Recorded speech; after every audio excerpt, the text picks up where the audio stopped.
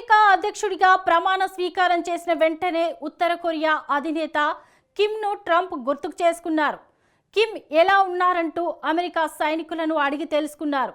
Trump తొలిసారి అధ్యక్షుడిగా ఉన్నప్పుడు కిమ్తో స్నేహ సంబంధాలుండేవి.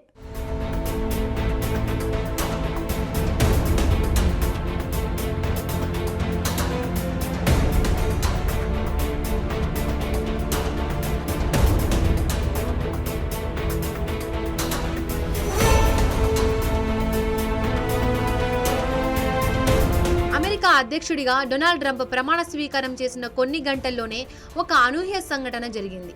అప్పుడు తన పాత మిత్రుడు ఉత్తర కొరియా అధినేత కిమ్ను ట్రంప్ మహాశయుడు గుర్తు చేసుకున్నారు. ప్రమాణ స్వీకారం తర్వాత సైనికుల గౌరవార్థం జరిగిన ఒక బాల్ రూమ్ డాన్స్ లో ట్రంప్ పాల్గొన్నారు. ఈ సందర్భంగా ఉత్తర కొరియాలో ఉన్న అమెరికా సైనికులకు ట్రంప్ శాటిలైట్ కాల్ చేశారు. అక్కడ ఉన్న సైనికులను ఉద్దేశించి కిమ్ జాంగ్ ఉన్ ఎలా ఉన్నారంటూ ఆరా తీశారు. అంతేకాదు కిమ్ తనకు గతంలో మంచి మిత్రుడన్నారు. అయితే కిమ్ ఒక పట్టాన ఎవరి మాట వినే రకం కాదన్నారు ట్రంప్. ఉత్తర కొరియా అధినేత కిమ్ను ట్రంప్ గుర్తు చేసుకోవడం, ఆయన యోగక్షేమాలు కనుక్కోవడం అందరినీ ఆశ్చర్యపరిచింది. ఎందుకంటే కిమ్ పక్కా అమెరికా వ్యతిరేకి. ఈ విషయం ప్రపంచమంతటికీ తెలిసిందే.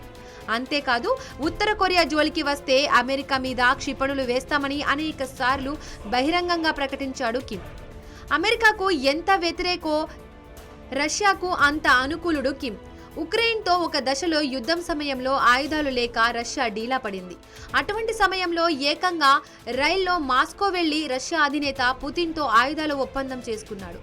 ఒప్పందం మేరకు రష్యాకు భారీ ఎత్తున ఆయుధాలు అందజేశాడు కిమ్. అలా పుతిన్తో మంచి స్నేహాన్ని మెయింటైన్ చేశాడు కిమ్.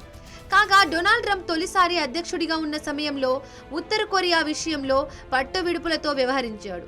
ఉత్తర కొరియాకు సంబంధించి కొన్నిసార్లు కఠినంగా ఉన్నా మరికొన్నిసార్లు చూసి చూడనట్లు ఉండేవారు. 2019లో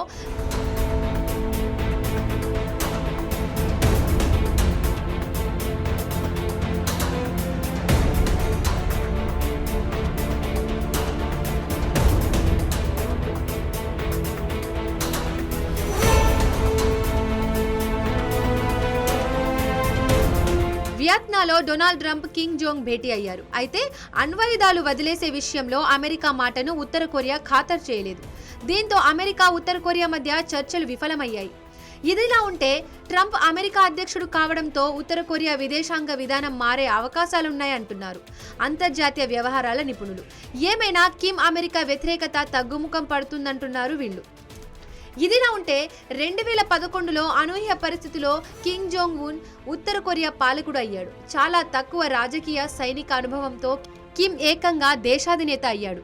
కిమ్ జోంగ్ ఉన్ అంటే మామూలోడు కాదు. తరచూ అగ్రరాజ్యమైన అమెరికాకు వార్నింగ్లు ఇస్తూ అంతర్జాతీయ మీడియాలో హల్చల్ చేస్తుంటాడు. అంతేకాదు అటు పొరుగు దేశమైన దక్షిణ కొరియాకు కూడా చెమట్లు పట్టిస్తుంటాడు. అందరూ నియంతల్లాగే కిమ్ జోంగ్ ఉన్ కూడా బాగా భయస్థుడు.